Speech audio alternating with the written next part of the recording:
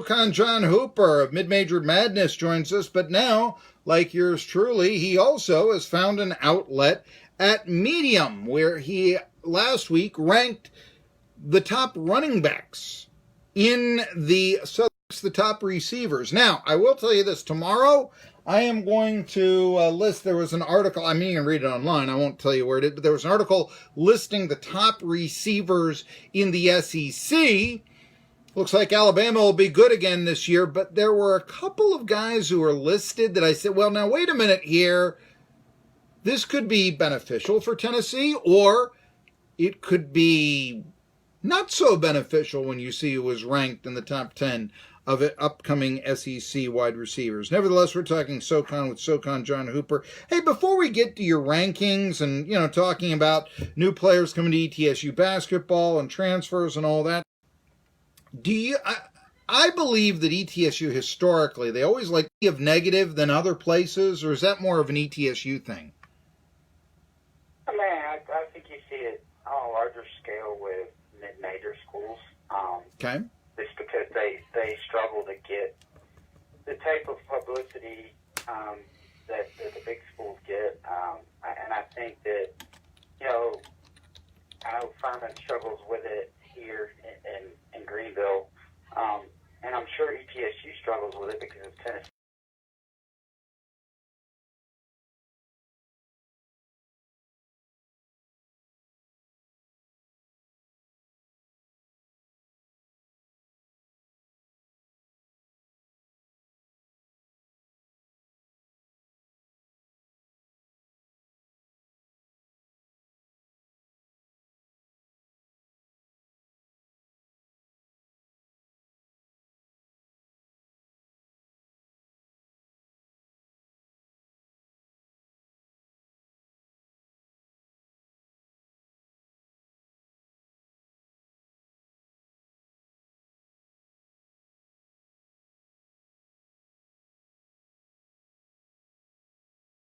If they have to kind of find the feature story that can bring a positive tie into the season instead of reporting maybe on the result at hand.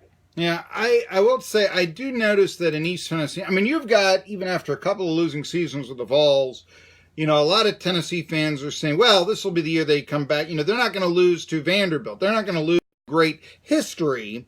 And I just was sort of curious what you're, in 16 to some writers down in Greenville when Furman was going through a rough year.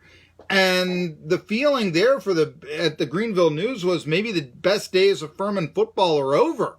The fan base seems to be older. It's tough to get players to come. Well, tied for the SoCon title this past year, so the reports may be, greatly exaggerated, that sort of thing. But still, it was kind of intriguing in all this, and I don't know if if that's backs in the Southern Conference and fumble at the goal.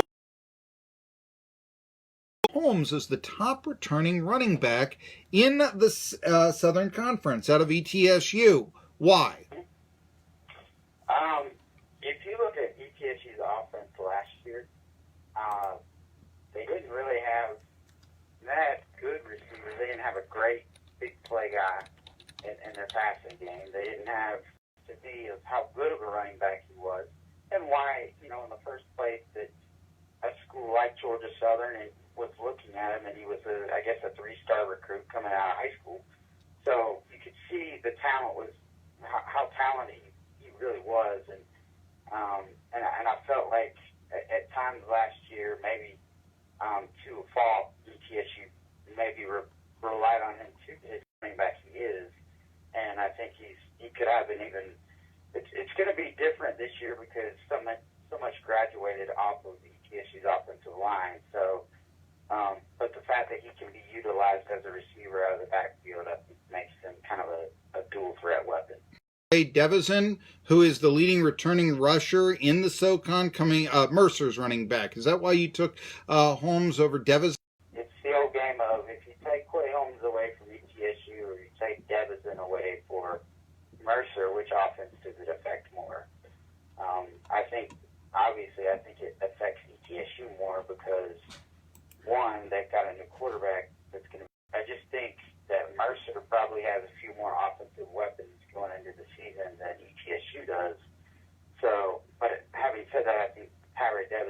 very good running back, and and in person play against Furman last year, and I think he had one of his best games, I think probably of his career. I think he had 185 yards rushing. So he's just really a different type runner than Quay Holmes.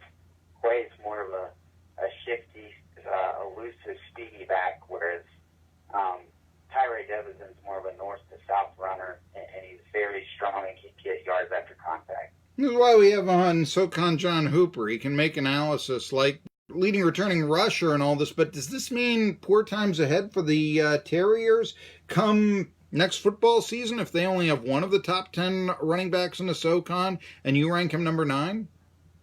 Well, I think that they've got a few more pieces to replace, obviously, offensively. Now, the thing that they have in their favor is they return their entire offensive line to the fold.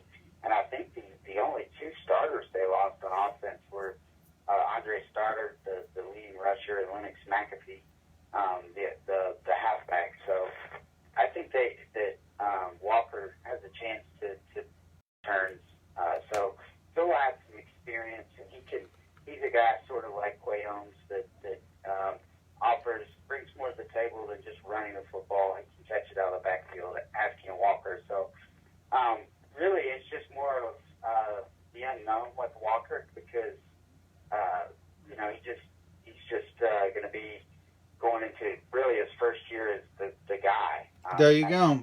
There you go. SoCon John, I got a hard break coming up right now. Let me keep you on. SoCon News coming up. Tri-City Sports Now.